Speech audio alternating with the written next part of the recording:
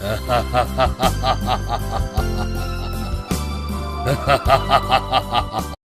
गांव बदली में एक नदी बहती थी। नदी बहुत ही साफ थी। पूरा बदली गांव उस नदी का पानी पीता और उस पानी में नहाता था।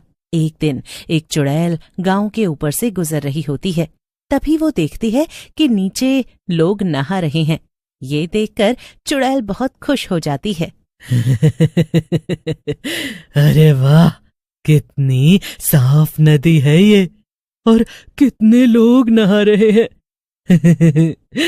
ये लोग तो रोज ही यहाँ आते होंगे। क्यों ना मैं इस नदी में कुछ दिनों के लिए अपना घर बना लूं, और इन गांव वालों को खाने से मेरी भूख भी मिट जाएगी। ऐसा सोचकर चुड़ैल नदी में उतर जाती है। उसी समय बिल्लू नाम का गांव वाला अपनी पत्नी बिल्ली से कहता है, अरे मेरी बिल्ली रानी, आज तो कुछ ज्यादा ही गर्मी है। मैं ऐसा करता हूँ, थोड़ी देर नदी में नहा कर आता हूँ। तू चलेगी मेरे साथ? ज्यादा बनो मत, जाना है तो चले जाओ। तुम्हें पता है ना कि मुझे नदी में नहाना पसंद नहीं। जाओ और जल्दी आ जाना। यहाँ वहाँ अपने आवारा दोस्तों के साथ मत बैठ जाना, समझे? फिर बिल्लू नदी के पास जाता है। अरे वाह, आज तो नदी का पानी कुछ ज्यादा ही ठंडा है। मजा आ जाएगा नहाने में। आज तो खूब तैरूंगा। ऐसा कहकर बिल्लू नदी में उतर जाता है और मजे से तैरने और गाना गाने लगता है। बिल्लू तैर रहा होता है। तभी उसे लगता है कि कोई उसके पैरों को खींच रहा है। बिल्लू घबरा जाता है और जोर से चिल्लाते हुए बोलता है, कौन है भाई? मजाक क्यों कर रहा है? जो कोई भी है सामने आओ, सामने आओ, नहीं तो मार मार कर मछली बना दूंगा। लेकिन कोई जवाब नहीं आता। बिल्लू पानी के नीचे हाथ डालता है। उसके हाथ में चुड़ैल के बाल आ जाते हैं और वो चुड़ैल को ऊपर खींचने लगता है। जैसे ही बिल्लू जोर से खींचता है, चुड़ैल पानी से निकलकर उसके सामने खड़ी हो जाती है। क्यों बिल्लू, आखिर तुमने मुझे खींच ही लिया। कैसी लग रही हूं मैं, बताओ जरा। हाँ? चुड़ैल को सामने देखकर बिल्लू घबरा जाता है। आज मेरा खून पीने का मन कर रहा है। थोड़ा सा खून पी लूं, फिर अगर तू जिंदा रहा तो मैं तुझे छोड़ दूंगी। ऐसा कहकर चुड़ैल बिल्लू का खून पीने लग जाती है और थोड़ी ही देर में पूरा खून पीने की वजह से बिल्लू की मौत हो जाती है। अरे, ये आदमी तो मर गया। इससे पहले कि लोग इसे ढूंढे, इसका चेहरा बिगाड़ देती हूँ और फिर इसकी लाश को पानी के अंदर छुपा दूंगी। ऐसा कहकर चुड़ैल बिल्लू की लाश का चेहरा बिगाड़ देती है और फिर उसकी लाश को नदी के तल में छुपा देती है। बिल्लू की पत्नी उसका इंतजार कर रही होती है। काफी देर बाद भी बिल्लू को न आते देख उसे गुस्सा आ जाता है और वो गुस्से में बोलती है, इस आदमी को कोई होश नहीं है। बस आवारा गर्दी का बहाना चाहिए। मिल गए होंगे कुछ आवारा दोस्त। आज इसे उन्हीं के सामने झाड़ू से पीटूंगी तो ही सुधरेगा ये आदमी।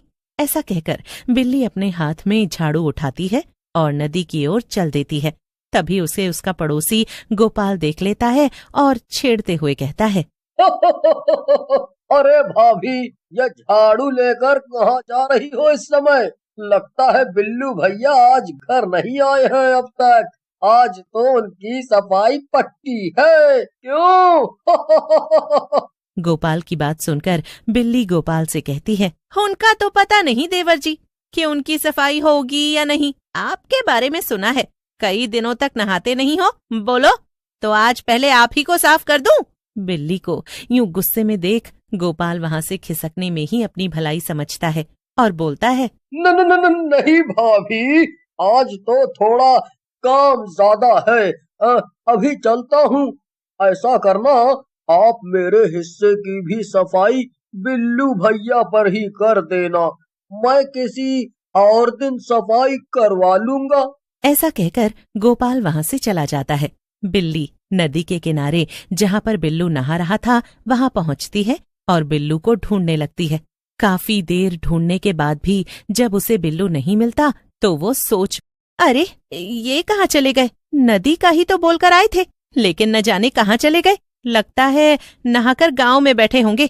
एक काम करती हूँ, वहीं चलकर देखती हूँ। ऐसा कहकर बिल्ली गांव में बिल्लू को ढूंढने लगती है, लेकिन उसे बिल्लू का गांव में भी पता नहीं चलता। हाँ, लगता है मैंने इन्हें सुबह सुबह डांटा था ना, उसी वजह से नाराज होकर चले गए। घर चलती हूँ, जब गुस्सा ठंडा हो जाएगा वापस आ जाएंगे। कई दिन बीत जाते हैं, लेकिन बिल्लू का किसी को कुछ पता नहीं चलता। एक दिन गांव के कुछ बच्चे नदी के किनारे नहाने के लिए आते हैं। अरे पिंटू, आज तो नदी का पानी कुछ ज्यादा ही ठंडा सा लग रहा है, कहीं जुकाम ना हो जाए। राजू, कैसी बातें करता है तू कभी कभी।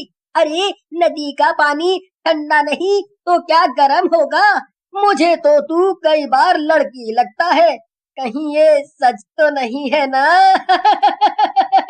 तेरे हाथ भी लड़कियों की तरह से एकदम सॉफ्ट सॉफ्ट है। तभी पिंटू के पैरों से कुछ टकराता है। तभी उनका दूसरा दोस्त चेतन उस चीज को खींचकर ऊपर ले आता है।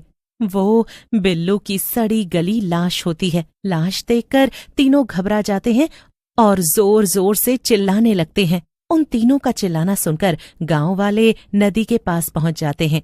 गोपाल बच्चों से पूछता है, क्या हुआ बच्चों, क्यों चिल्ला रहे हो? गोपाल की बात सुनकर तीनों बच्चे लाश के बारे में बताते हैं। फिर गोपाल और उसके दो दोस्त श्यामू और लोकेश लाश को बाहर निकालते हैं। लाश बुरी तरह सड़ चुकी थी। न जाने किस गांव वाले की लाश है, कितना सड़ गई है। बाप रे बाप, देखा तक नहीं जा रहा है। भैया, मुझे तो लगता है कहीं ये बिल्लू भैया तो नहीं। सुना है वो भी कई दिनों से गायब हैं।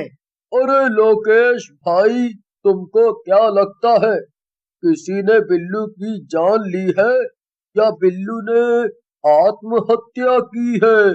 लोकेश की बात सुनकर गांव वाले उसकी पत्नी बिल्ली को लाश पहचानने के लिए बुलाते हैं। बिल्ली एक ही बार में बिल्लू की लाश को देखकर समझ जाती है कि ये लाश बिल्लू की ही है। ये तो मेरे पति बिल्लू की लाश है, लेकिन इनको किसने मारा? कौन है वो मनहूस? बिल्ली को गांव के लोग समझा बुझाकर वापस उसके घर लेकर चले जाते हैं और फिर बिल्लू की लाश का अंतिम संस्कार कर देते हैं। अरे गोपाल भैया, जितना मैं बिल्लू को जानता हूँ वो बहुत ही बहादुर और समझदार है। वो कभी आत्महत्या कर ही नहीं सकता है। मुझे लगता है उसे किसी ने मारा है। सही कह रहे हो शामू, मुझे भी यही लगता है। हमें उसका पता लगाना ही होगा। फिर वो तीनों भी अपने घर चले जाते हैं। अगली सुबह गांव के बच्चे फिर से नदी में नहाने के लिए पहुंचते हैं और नदी के अंदर कूद जाते हैं और नहाने लगते हैं। चुड़ैल उन्हें देखती है। आज तो छोटे छोटे बच्चे आए हैं नहाने के लिए। इनका खून तो गर्म होता है। हाँ, मजा आ जाएगा पीकर। ऐसा कहकर चुड़ैल राजू के पैरों को पकड़कर उसे नीचे की ओर खींचने लगती है। राजू घबरा जाता है और चिल्लाने लगता है। राजू के साथ साथ चुड़ैल भी बाहर आ जाती है। चुड़ैल को देखकर सारे बच्चे घबरा जाते हैं। तुम लोग कहीं नहीं भाग पाओगे। मेरे शिकंजे में जो कोई भी फंसता है वो मर कर ही छूटता है। ऐसा कहकर चुड़ैल फिर से बच्चों की तरफ लपकती है, लेकिन इस बार बच्चे सावधान होते हैं। वो चुड़ैल की आंखों में पानी डालकर नदी से बाहर निकल आते हैं और गांव के अंदर चले जाते हैं और गांव वालों को नदी के बारे में बताते हैं। फिर गांव वाले नदी के किनारे जाते हैं, लेकिन काफी देर ढूंढने के बाद भी उन्हें कुछ नहीं दिखता। सरपंच नदी में चले जाते हैं। वो मजे से नदी में तैर रहे होते हैं, लेकिन डर की वजह से कोई भी गांव वाला नदी में नहीं उतरता। उसी समय चुड़ैल सरपंच को पानी के अंदर से खींचने लगती है, लेकिन सरपंच की चीख सुनकर सारे गांव वाले वहां से भाग जाते हैं। उसी समय लोकेश वहां आ जाता है। उसके हाथ में गंगा जल होता है। चुड़ैल सरपंच को लेकर बाहर आ जाती है मेरा आज का शिकार मेरे पास आ गया है। लोकेश गंगा जल नदी में मिला देता है और चुड़ैल को जोर से धक्का दे देता है। चुड़ैल नदी में गिर जाती है तो जलने लगती है और थोड़ी ही देर में जलकर मर जाती है।